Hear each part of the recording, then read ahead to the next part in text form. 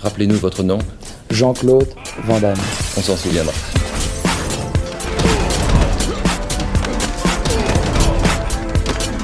Van Damme Express.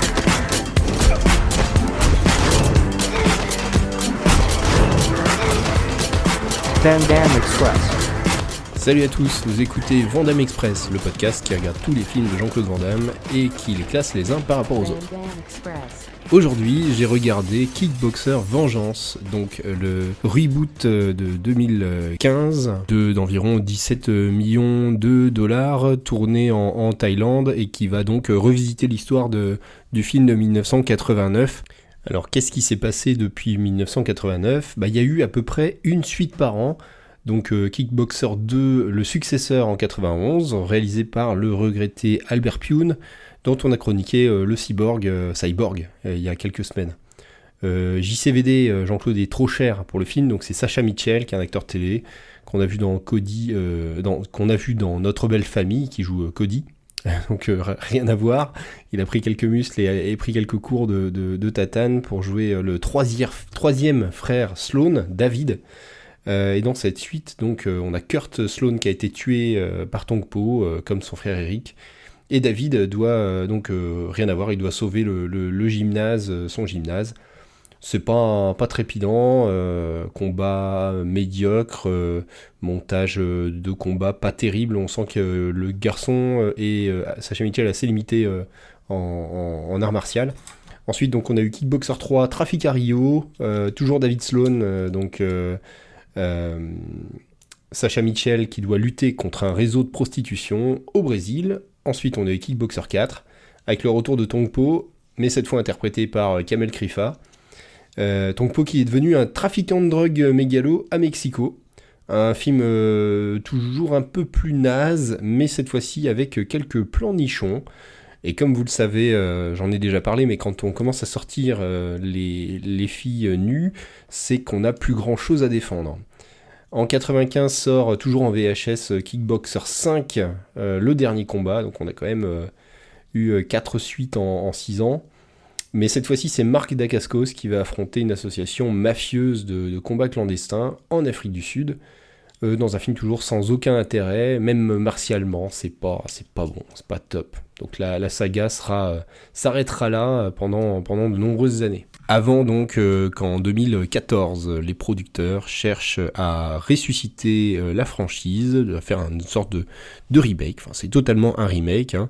Donc le 6e film de cette franchise, on est dans la grande mode autour de 2010-2020, de faire des films d'action tournés avec des combattants de MMA. Je vous ai parlé il n'y a pas si longtemps de Universal Soldier Regeneration, on est déjà là-dedans. La série Never Back Down, Fight Valley, Never Surrender, tous ces films-là qui mettent en scène des vrais combattants de MMA.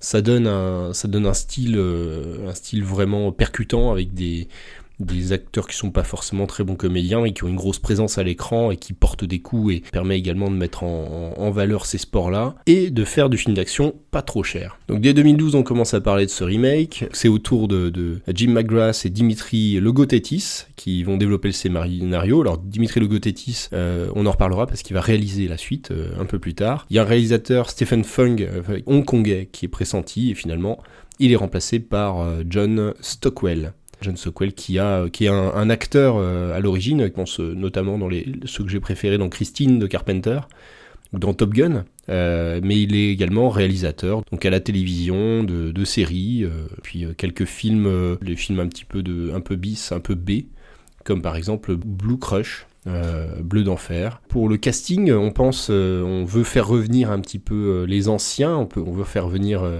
Jean-Claude Van Damme, il est attaché au projet depuis le début, mais il est bien sûr trop vieux pour reprendre le rôle, donc on pense au début à Dean Geyer, qui a été rencontré par Van Damme, et pour sa tournée pour Until Death, Van Damme pensait que vraiment il ferait l'affaire, il le ramène dans le projet. Et en plus, Dean Geyer lui ressemble un peu, donc c'était à peu près parfait.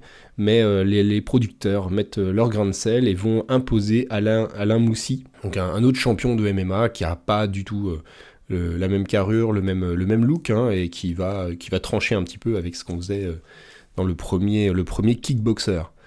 On a d'autres combattants de MMA qui rejoignent la distribution, ou alors des catcheurs, je pense à Dave Bautista, qui jouera Tongpo. Oui, c'est plus Mohamed Kissi, c'est Dave Bautista. Dave Bautista, vous le connaissez forcément, hein, c'est une superstar du catch, et il a prouvé dans un certain nombre de films qu'il avait quelques talents en tout cas de présence à l'écran, et pour faire des films d'action, des choses intéressantes. On l'a vu dans Blade Runner 2049, j'adore le rôle qu'il joue là-dedans.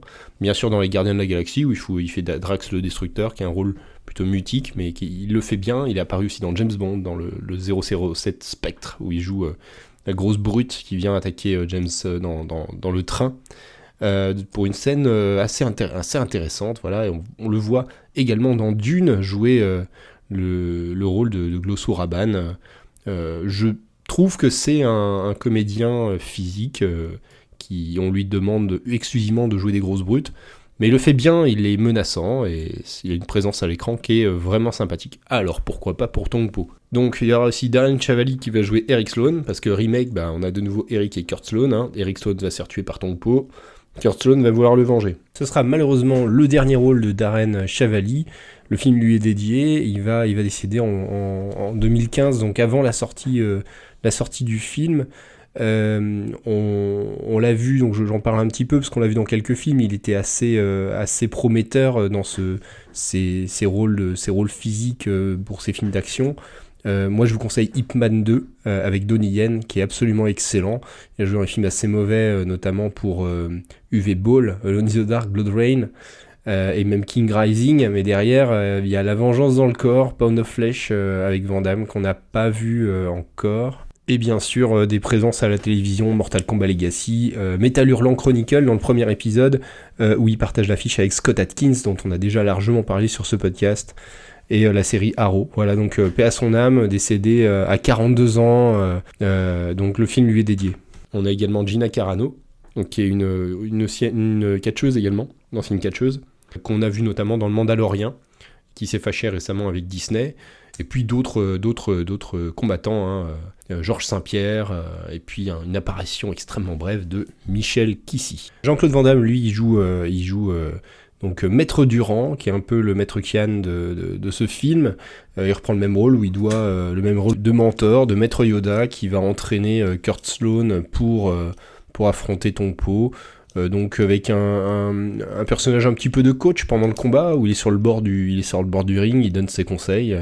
Il a son petit style avec ses lunettes de soleil et son chapeau en permanence. Ça donne un petit côté je m'en foutiste, un petit côté Rocky dans Rocky 5 aussi au personnage. Le récit est un peu moins linéaire que dans le premier film, puisque au tout début du film, on voit Kurt Sloane qui vient au temple de Tongpo pour se faire introduire, pour se faire entraîner, puis finalement il est là pour provoquer Tongpo en duel.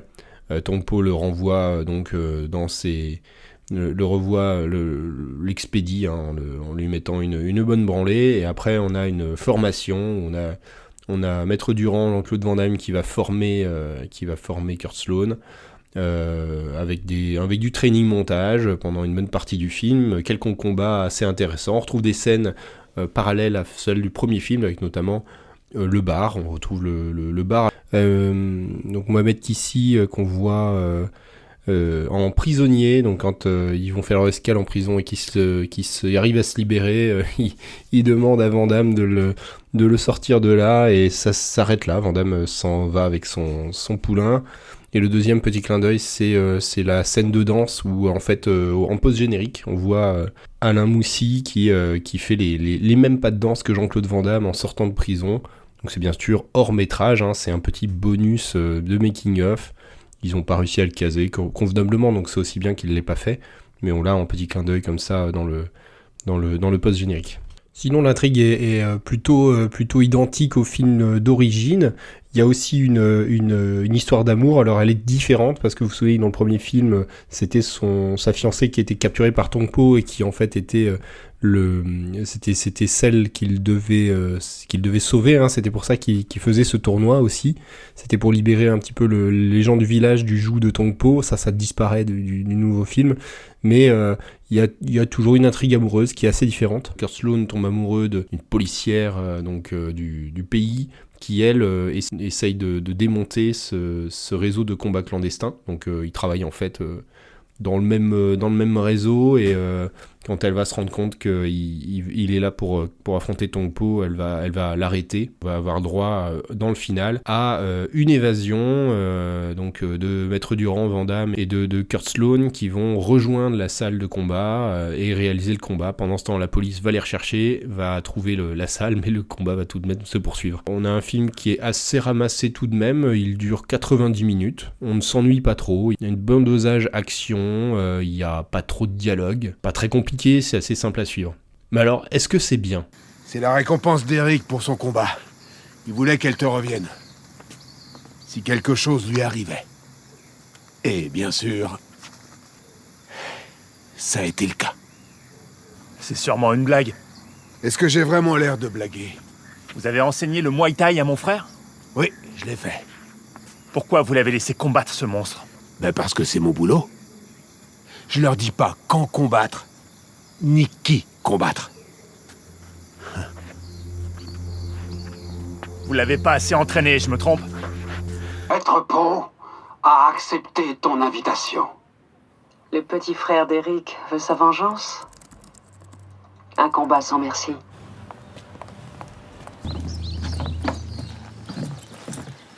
Je fais ça pour ton bien. Vous êtes en état d'arrestation. Tu es un fugitif, et vous protégez un fugitif. L'amour et le Muay Thai, ça colle pas. La plus grande force dans le Muay Thai n'est pas seulement la capacité de destruction. Il y a environ 30 à 50 morts sur le ring chaque année. Un de ces drames est arrivé il n'y a pas si longtemps, juste ici, sur ce ring. Un autre se produira aujourd'hui, ici même. Je vous présente le challenger.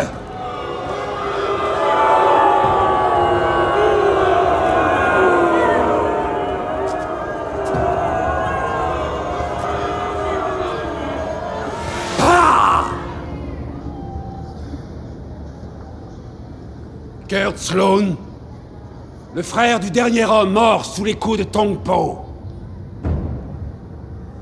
La colère, provoquée par la mort de son frère, l'a conduit à attenter à la vie de Tong Po.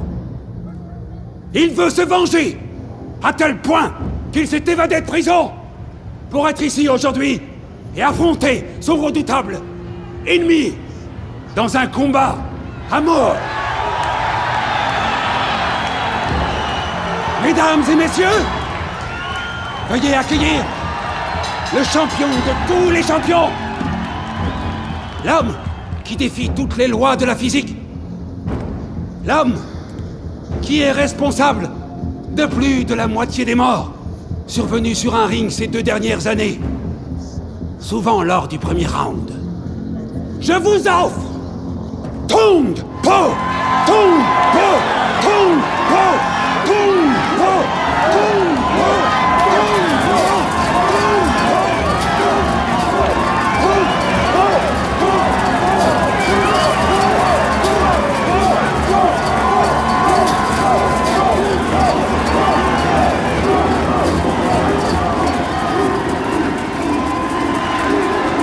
T'es juste un homme. Comme toi, ses os peuvent se briser. Et il peut saigner. Maintenant, retourne-y et défonce-moi ce fils de pute. D'accord ? Vas-y.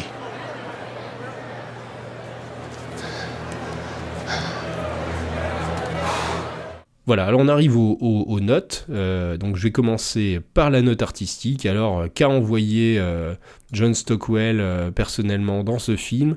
Je lui ai mis la note de 3,5. Et ben c'est assez bas. C'est assez bas. Alors, c'est pas très inspiré au niveau de la réalisation. On a des gros plans qui tremblent, des plongées contre plongées, pas terribles. Un montage qui est pas très, qui met pas en valeur vraiment l'image. On a des trucages.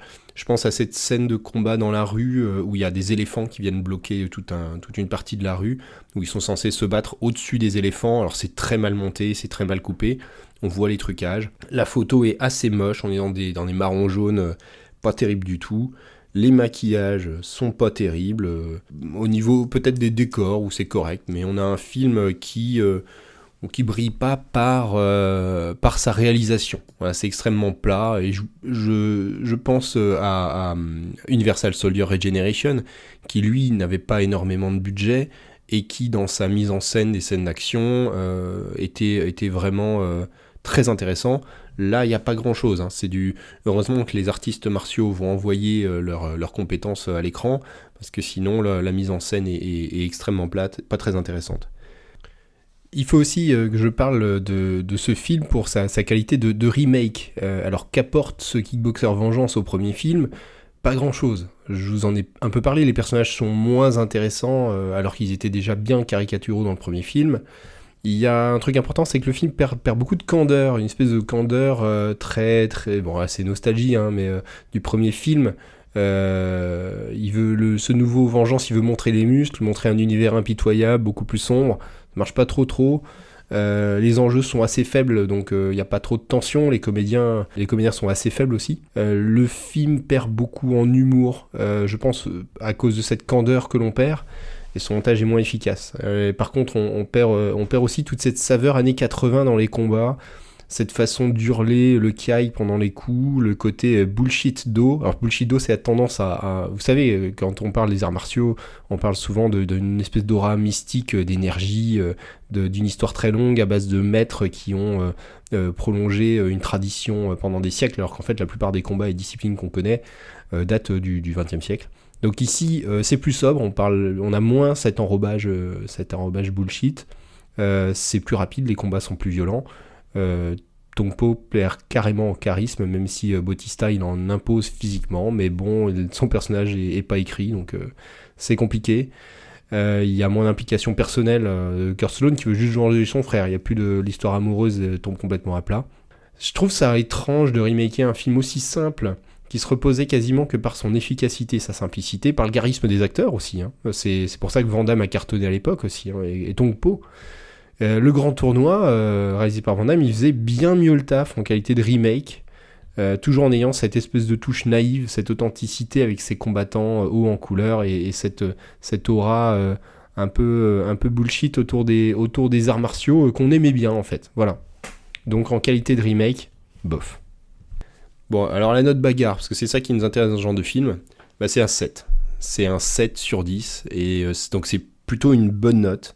Voilà, il y a des combattants qui savent se battre, alors avec pas mal de griefs, hein, parce que notamment on parle de Muay Thai, il y a quelques coups de coude, mais honnêtement, pas un seul acteur thaïlandais, pas vraiment de spécialiste du Muay Thai, et quand même des combattants qu'on voit et qui sont assez physiques.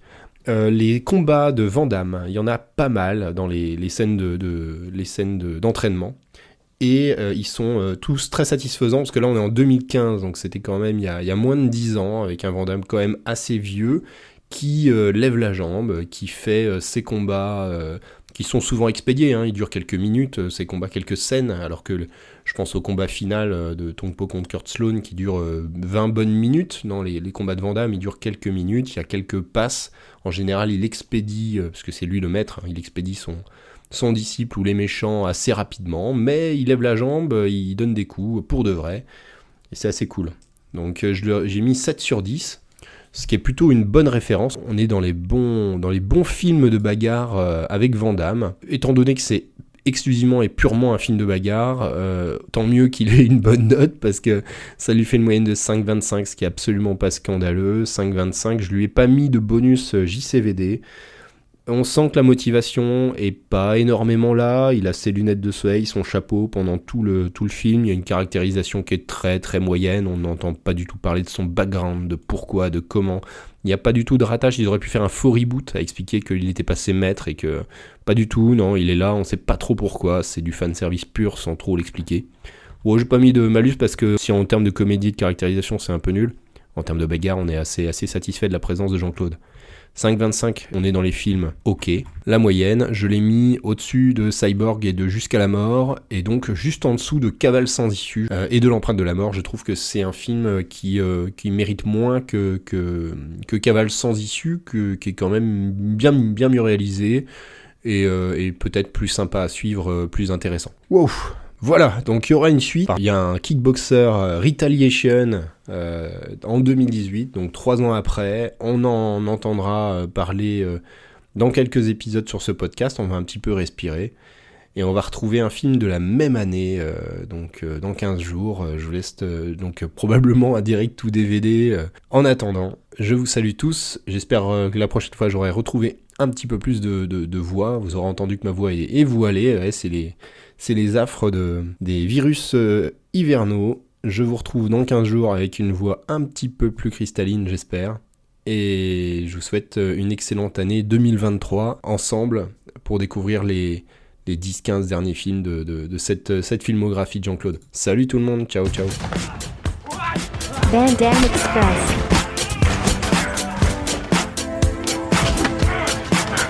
Van Damme Express.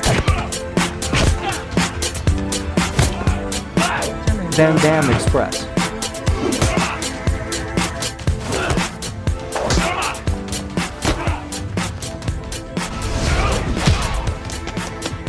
La route. Là où on va, on n'a pas besoin de route.